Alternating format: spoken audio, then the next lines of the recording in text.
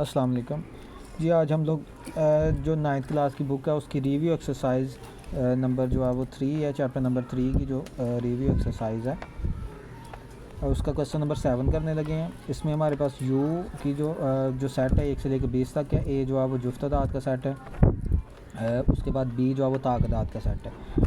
तो हमने De Morgan's law साबित करने हैं। डिमॉर्गन्स लॉ हमारे पास ये हैं, यानी ए यूनियन बी का complement A complement intersection B complement, और ए इंटरसेक्शन बी का जो कम्प्लीमेंट है वो इक्वल है A complement union B complement. अभी हम पहले जो है वो लेफ़्ट हैंड साइड लेते हैं। लेफ़्ट हैंड साइड है हमारे पास ए यूनियन बी का complement, A union B complement. तो सबसे पहले हम जो है वो A union B find out करते हैं, उसके बाद कम्प्लीमेंट लेंगे। तो ए हमारे पास है जुफ्त अदाद यानी इवन नंबर, यूनियन बी जो है वो हमारे पास है ऑड नंबर। तो इन दोनों का जो यूनियन है, ये देखें, ये इवन नंबर है, ये ऑड नंबर है, तो 1 से लेकर 20 तक जो है वो सारे के सारे पूरे हो जाएंगे। अभी हम जो है वो ए यूनियन बी का कम्प्लीमेंट फाइंड आउट करेंगे। तो वो किसके इक्वल होगा, U minus A union B. U हमारे पास है 1 2 3 20 तक। उसके बाद जो है वो ए यूनियन बी है हमारे पास 1 2 3, ये भी सेम आ गया। तो देखें दोनों में जो कॉमन है वो कट हो जाएंगे, तो 1 भी कट, 2 भी, 3 भी, इसी तरह 20 तक सभी कट हो जाएंगे। तो बाकी सिर्फ आएगा खाली सेट। अब हम राइट हैंड साइड करेंगे। राइट हैंड साइड है हमारे पास A complement intersection B complement. पहले हम ए का कम्प्लीमेंट फाइंड आउट करेंगे यू, और उसमें से ए को माइनस कर देंगे। तो यू हमारे पास है 1 2 3 20 तक। उसमें से ए वाले जो है वो माइनस करने हैं। ए हमारे पास है 2 4 6 20 तक। तो जुफ्त वाले निकल जाएंगे, ताक वाले आ जाएंगे 19 तक। इसी तरह बी का कम्प्लीमेंट फाइंड आउट करेंगे यू में से बी को माइनस करके। यू हमारे पास है 1 2 3 20 तक। उसमें से माइनस करने हैं हमने जो है वो बी वाले, तो वो हैं ताक अदाद। अब ताक वाले निकल जाएंगे तो जुफ्त वाले आ जाएंगे, यानी 2 4 6 20 तक। ये बी कम्प्लीमेंट आ गया। अभी हम A complement intersection B complement find out करेंगे। तो ए का कम्प्लीमेंट हमारे पास ऑड नंबर आया हुआ है, और बी का जो कम्प्लीमेंट है वो हमारे पास इवन नंबर आया हुआ है। तो दोनों में कोई भी चीज़ एक जैसी नहीं है, क्योंकि एक तरफ ऑड नंबर है, एक तरफ इवन नंबर है, तो कॉमन कुछ नहीं है। तो इसका भी आंसर क्या आएगा, खाली सेट। तो इसका मतलब लेफ़्ट हैंड साइड हमारे पास किसके इक्वल आ गई है, राइट हैंड साइड के। अभी हम इसका सेकंड वाला जो पार्ट है वो करते हैं, यानी ए इंटरसेक्शन बी का complement is equal to A complement union B का कम्प्लीमेंट। इसमें से लेफ़्ट हैंड साइड लेते हैं ए इंटरसेक्शन बी कम्प्लीमेंट।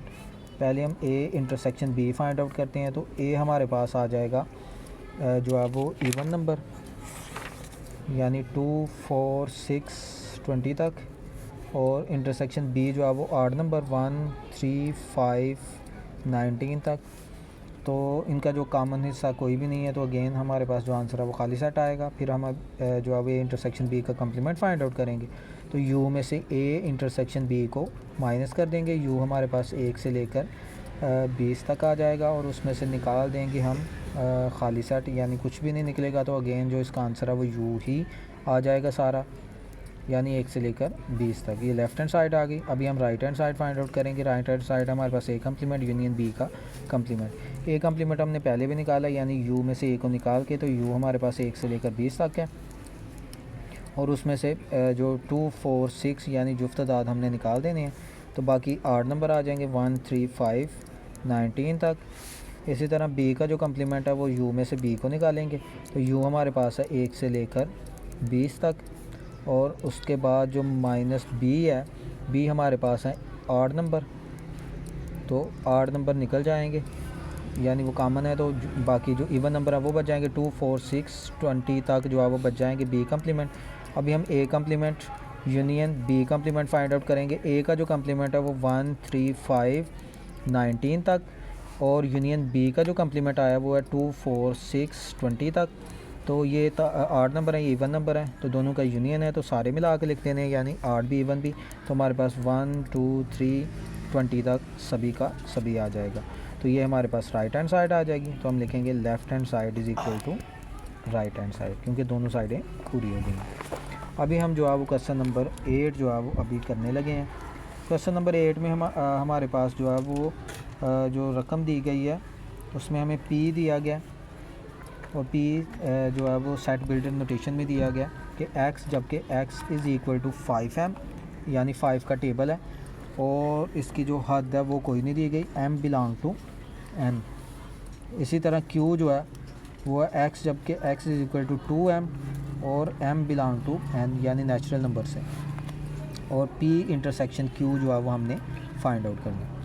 तो सबसे पहले हम P देखते हैं। P वाला सेट है हमारे पास X such that X is equal to 5M, यानी 5 के मल्टीपल, और वो भी नेचुरल नंबर में से लेने हैं हमने M की जो वैल्यूज़ हैं, यानी 5 का टेबल ही पढ़ना है। 5 को 1 से मल्टीप्लाई किया 5 को 2 से किया 10, 5 को 3 से किया 15, 5 को जो है वो 4 से किया तो 20, आगे 25, 30, इसी तरह ये कंटिन्यू रहेगा, क्योंकि नेचुरल नंबर और कोई लिमिट नहीं दी गई तो ये कंटिन्यू रहेगा। इसी तरह Q जो है वो 2 का टेबल है और वो भी कंटिन्यू रहेगा, यानी 2 को 1 से करेंगे 2 को 2 से 4, फिर 6, फिर 8, फिर जो है वो 10, फिर हमारे पास 12, इसी तरह जो है वो ये जारी रहेगा।